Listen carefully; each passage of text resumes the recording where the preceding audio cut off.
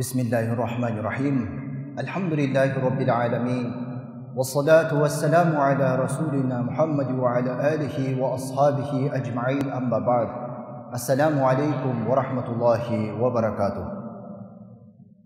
An Abi Hurairata radiyallahu anhu قال سمعت رسول الله صلى الله عليه وسلم يقول ما نهيتكم عنه فاجتنبوه وما أمرتكم به فأتوا منه ما استطعتم فإنما أهلك الذين من قبلكم كثرة مسائلهم واختلافهم على أنبيائهم رواه البخاري ومسلم. Құрметті жамағат, Бухари және Муслим сахих хадистерде келген Абу Хурайрадан, одан Алла разы болсын, Алла елшісінің, оған Алланың салауаты мен сәлемі болсын, бұлай деп айтқандығын естідім дейді. Мен сендерге не нәрседен қайтарған болсан, нені тыйған болсам, сол нәрседен алыс болыңдар, оған жақындамаңдар дейді.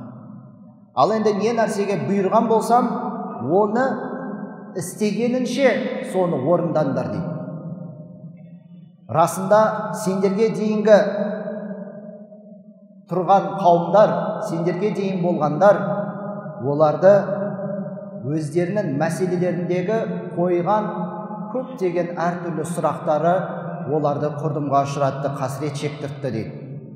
Және оларды құртқан нәрселердің бірі, олардың өз пайғамбарларымен айтысқаны, қарама-қарсы шыққаны, қарсыласқанығы.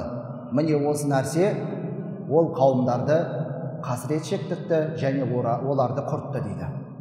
Құрметті жамағат, Абу Хурайрадан келген тағы бір хадисте былай делінеді. Алла елшісі бір күні уағыз құтпасын айтып жатқанда: ей адамдар, Алла тағала сендерге қажылық етуді бұйырды, парыз етті деп айтады екен. Сонда жиналған қауымның арасынан біреуі: я Расулалла, әр жылы жасау керек па деп сұрайды екен. Пайғамбарымыз, оған Алланың салауаты мен сәлемі болсын, әлгі кісінің сұрағына үндемейді. Сөйтіп анау кісі қайта-қайта 3 қайтара сұрайды екен. Пайғамбарымыз, Алланың елшісі, қажылықта Алла парыз етті деді де, әлгі кісі 3 рет сұрайды: әр жылы жасау керек па деп. Сөйтіп 3 реттен кейін барып, пайғамбарымыз былай деп жауап береді: егер мен я деп жауап беретін болсам, онда сендерге әр жылы қажылық ету уәжіп болатын еді, және ол нәрсені сендер істей алмайтын едіңдер дейді. Сонда айтады: мен сендерге не нәрсені қалдырдым, соны орындаңдар. Өйткені сендерге дейінгілер, сендерге дейін тұрған қауымдар өздерінің әртүрлі мәселелеріндегі түрлі қоятын, қайта-қайта қоятын сұрақтары себебінен және өздерінің пайғамбарларының деген текетірестерінің себебінен олар құрдымға ұшырады дейді, хәлак болды дейді. Ал енді мен сендерге не нәрсені бұйырып істе деп айтқан болсам, соны істегенінше жасаңдар дейді.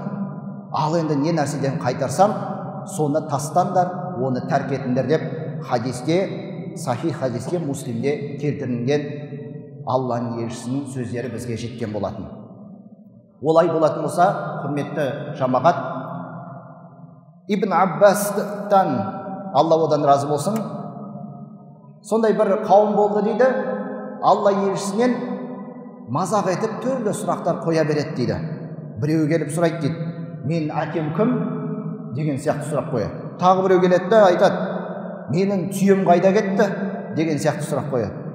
Тағы басқа әртүрлі бір мазақ ететін бір сұрақтар қояды екен. Алла тағала соны себеп етіп Құран кәрімде аят түсіреді. Ол аятта: Астағфиру билла, я айюхаллазина аману ла тасалу ан ашья. Садақаллахул азим. Ей сондай иман келтіргендер, Алла тағала бізге айтады, бұйырады: ей сондай иман келтіргендер, айқын болған нәрсе туралы сұрамаңдар дейді. Ол айқын нәрсе, ол жауабы да анық, сұрағы да анық.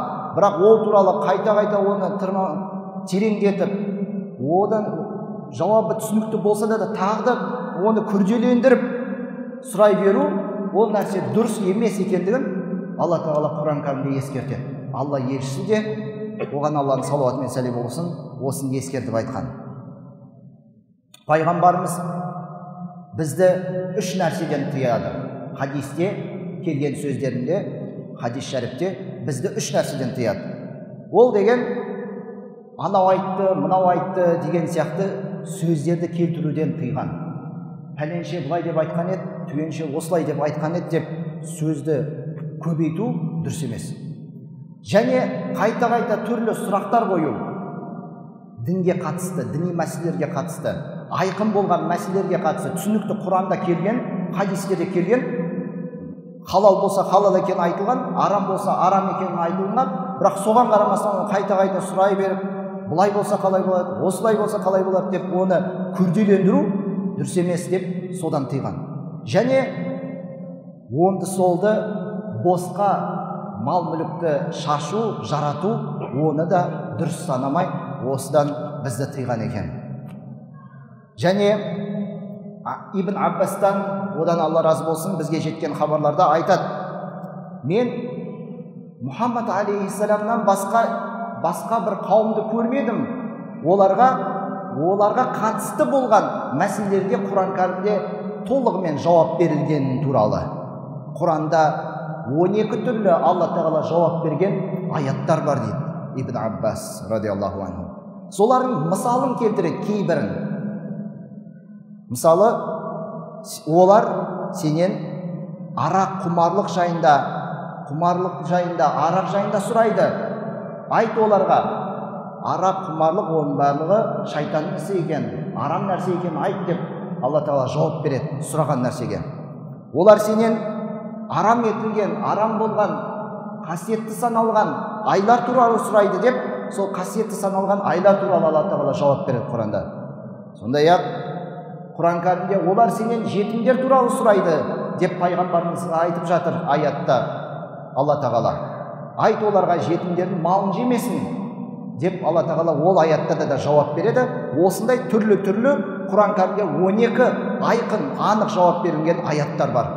Сондай сияқты хадистерде де айқын, анық бізге жауап берілген хадистер, пайғамбарымыздың сөздері бар. Және Али радиаллаху анху, Алла одан разы болсын, ол қиямет қайым жақындаған сәтінде орын алатын түрлі бүліктер, фитналар туралы айтып жатады екен. Сол кезде Омар радиаллаху анху Алиге былай дейді: бұл нәрсенің барлығы қашан болады енді Али дейді. Сонда Али айтады: егер дін үшін емес нәрседе егер үйретілетін болса, егер білім білу үшін үйретілетін болмаса, және ақирет амалын дүниелік мақсатта қолданылатын болса, қиямет қайымның осы белгілері, бүліктері, фитналарды келді деген деп түсіне бер деп айтқан екен. Және Зайд ибн Сабит, Алла одан разы болсын, сахабалардың арасында сондай бір сахабалардың арасында сұрақтарға жауап беретін, кей кезде пәтуаны да беретін, діни мәселелерге қатысты Құранға, сүннетке, Құранға сәйкес түсініктеме беретін сахабалардың бірі еді. Ал енді ол бір мәселеге қатысты біреу келіп сұрайтын болса, ол айтады: сен сұрап жатқан нәрсен болды ма, болмады ма деп сұрайды. Сонда ол егер сұраушы адам жоқ, ондай нәрсе әлі болған емес, мен жай білгім келеді десе, оған айтады екен: дауху хатта якун, оны қоя бер болған кезге шейін. Яғни ол болса, сонда көреміз, болмақса оны неге сұрастырасын ол нәрсені деп, сол нәрсеге тыйған екен Зайд ибн Сабит радиаллаху анху. Және құрметті жамағат, Әл-Хасан былай деп айтады: адамдардың, Алланың құлдарының арасында жамандары сондай дейді: яттабиуна шараил масаили ягуммуна биха ибадаллах. Яғни сондай бір маңызды емес болған бір мәселелерді, оны қазбалаудың қажеті жоқ, ол мәселені көтерудің қажеті жоқ. бір шарар болған бір нәрселерді Алланың құлдарының арасында, мұсылман жамағат арасында тастап қойып, оларды сол нәрсемен айналдырып қойған адамдардың, солар расында да кім дейді? Жамандар дейді. Адамның арасында жамандар солар дейді. Яғни алады да көпшіліктің арасында бір мәселені тастап қояды да өзі былай шетте қарап тұрады. Мұсылмандар сонымен бір-бірімен ырылдасып, шайқасып, мәселеге ол қатты маңызды емес. Құранда, хадисте ол айқындалып қойған мәселе, бірақ одан бетер соны тастап қойған нәрсе бүлік тудыру мәселесі, фитна тудыру мәселесі. Ол нәрсе адамдардың, Алла тағаланың құлдарының арасындағы жамандары солай істейді деп келтіріледі осы жерде Әл-Хасан сөзінде. Міне, құрметті жамағат, құрметті жиналған қауым, осы орайда дінімізде, Құран кәрімде барлық нәрсе айқындалды. Арам мен адал айқындалды. Хадистерде ардақты пайғамбарымыз, оған Алланың салауаты мен сәлемі болсын, барлық нәрсені түсіндірді. Және біз Құран мен сүннеттен оның барлығын қабылдаймыз, соны түсінеміз. Бірақ та маңызды емес болған нәрселерді одан бетер қазбалап, сұрақтарды көбейту, ол нәрсе құрдымға әкелетінін түсіну керек. Фитнаға, бүлікке, араздасуға, түсініспеушілікке, бөлінушілікке әкеледі. Осы нәрседен сақтанайық, осы нәрседен сақ болайық. Соған байланысты осы сахих хадис пайғамбарымыз өзінің хадис шарифінде бізді ескертіп айтқан болатын. Алла тағала бізді ынтымақ бірлігімізден айырмасын. Алла тағала Құранды түсінген, хадиске амал еткен, сүннетке амал еткен Алланың шынайы құлдарын, тақуа құлдарын қатарынан болуымызды нәсіп етсін. Осы Рамазан айындағы бір қатарда сап түзеп, тараух оқыдық, сол біздің тараух намазымызды, құлшылығымызды, оразамызды Алла тағала өз құзырында қабыл етсін, күнәмізді кешірсін, Алланың дидарын көруді нәсіп етсін, жәннатты нәсіп етсін, тозақ отынан сақтасын. Уахиру дауана анилхамдулиллахи раббил аламин.